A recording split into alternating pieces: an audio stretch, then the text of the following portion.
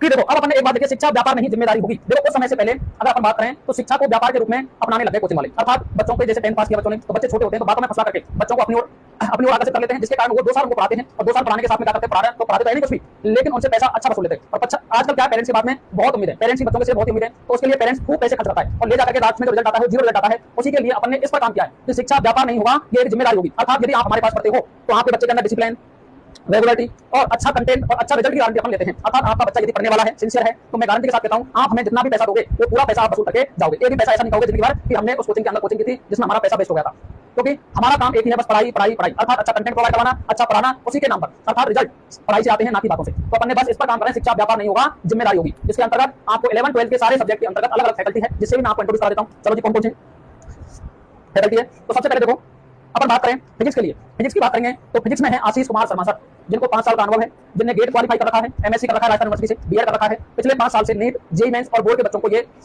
पढ़ा रहे हैं, अर्थात इन्होंने हजारों की संख्या में बच्चों को पढ़ा दिया है। अब आपका नंबर यदि आप पढ़ना चाहते हो तो दूसरा नंबर आता है, ये तो आपको दिख रहा होगा चेहरा, मेरा ही नाम है मोहित कुमार सर। मैं पिछले 5 साल से केमिस्ट्री ही पढ़ा रहा हूं, जिसके अंतर्गत मैंने स्टार्टिंग ही नीट जेईई के बच्चों से की थी, जिसके साथ में ही मैंने भी हजारों बच्चों को पढ़ा दिया है। और इस बार भी यदि आप पढ़ना चाहते हो नीट जेईई बोर्ड का तो हमसे मिल सकते हो, ठीक है।